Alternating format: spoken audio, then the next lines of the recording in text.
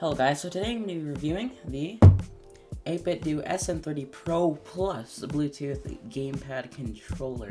But I'm going to just unbox it really quick, but before I do, I'm just going to show you the box. So here's all the stuff on it.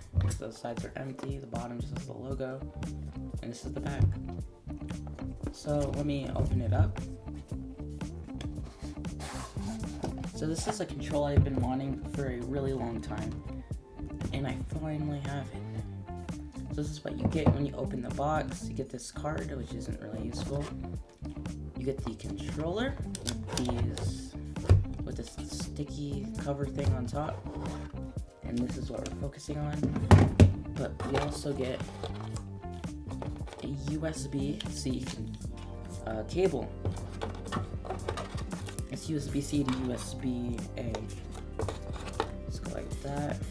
So here's the controller. So this controller is like motion controls. It charges with USB-C.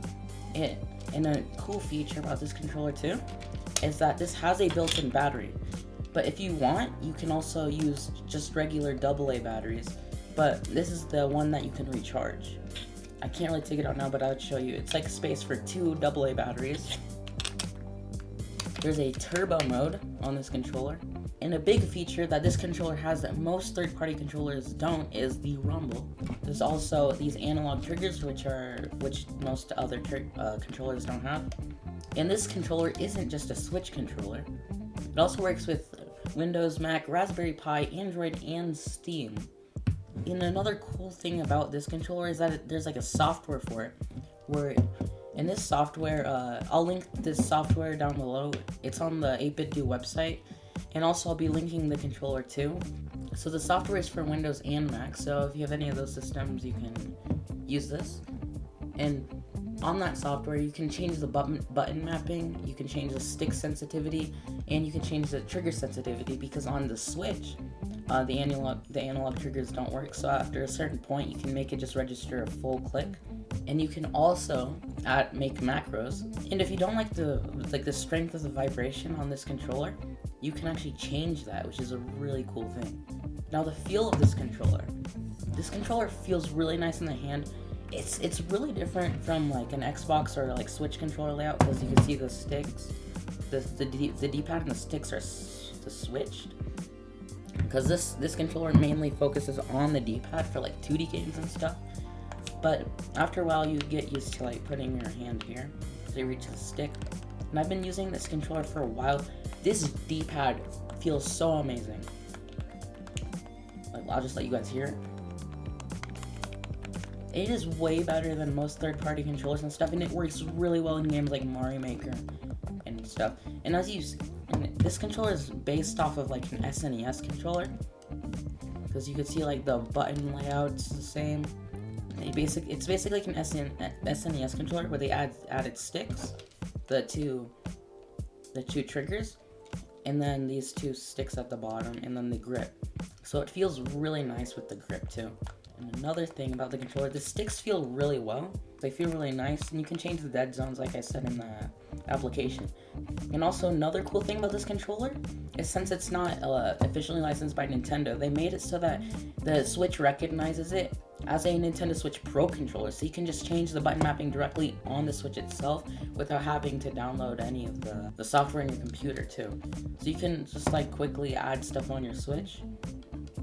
And all the buttons feel really nice. The face buttons, they're really like, clicking responsive. Like the D-pad I said earlier is really nice. The 2 sticks clicking in is nice. Analog triggers feel pretty good. It's kind of weird getting used to it, because on the Switch usually it's just like a button. You click it down and it automatically presses, because the Switch can't register analog. But over time you get like used to it. And the L and R feel really nice. And as I said earlier, this D-pad is way better, even the official Pro controller, because it's way bigger and it just feels nicer because it's based off of like the SNES controller.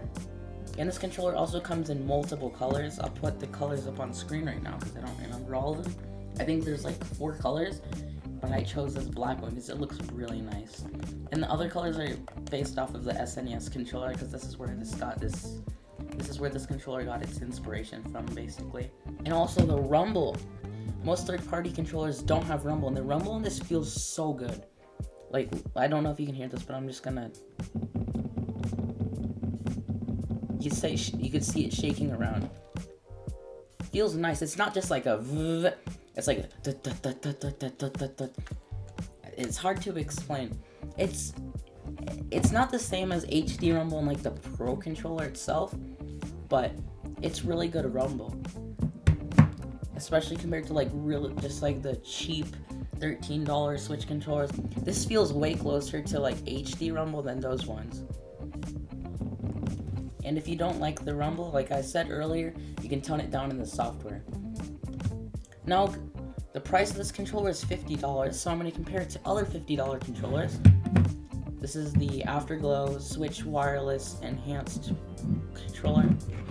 And then the PowerA GameCube controller. And then right here, which I have the faceplate removed, the PowerA Enhanced Wireless Switch controller.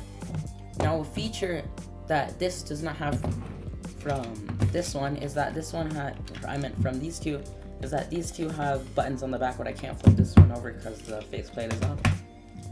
And yeah, this one doesn't have any buttons. And these two, they require batteries, and this one's rechargeable, but it can use batteries. But this one's also rechargeable. So the only thing that's really different from these two is that this one is clear and has LEDs, and this one doesn't have the remapping, and also the controller layout is different. Now, I actually really like this layout compared to this, especially with games like Mario Maker, because then your thumb naturally goes to the D-pad, and it's really precise, and it's nice to press and stuff. The D-pad on these controllers are like a second thought. These are more for like 3D games and stuff. And as I said earlier, a feature that this has that these ones don't is Rumble. None of these controllers have Rumble, and they're all licensed by Nintendo. And also another big feature of these is out of the box. This works with like every platform. And a downside of this one compared to the 8-bit Do controller is that there's no USB-C. Now you can check my review on these two controllers. They'll be in the top right eye thing. I'll put those there, and also they'll be down in the description. So yeah, to summarize everything about this controller, so it has motion controls, it's USB-C, it has a built-in battery, and the battery lasts for 20 hours, and it takes 4 hours to charge it. I haven't played on this controller for 20 hours to drain it yet, and I don't know if that's an LED there, but you can see it's clear, like the Switch one, but I haven't been able to trigger this LED, so it might not be an LED, it might just be plastic ring, but it could be an LED, I don't know. You can like program it in the app thing, and you can program it directly on the Switch because it shows up as a Switch Pro Controller. The analog triggers, which are mainly used for like when you use it on your computer to play games or to emulate games and stuff. They don't really work on the Switch. And it works with most platforms automatically out of the box. I would think about getting this controller, but it might be easier if you're already used to a PlayStation controller because it has the same exact layout. But if you aren't, I think you'd get used to it, but it depends on what you want. So I'll link the review for these two controllers down in the description. Thank you guys so much for watching. Make sure to like and subscribe. And comment down below what other controllers you might want me to review, or what other videos you'd like me to do next. So yeah, bye!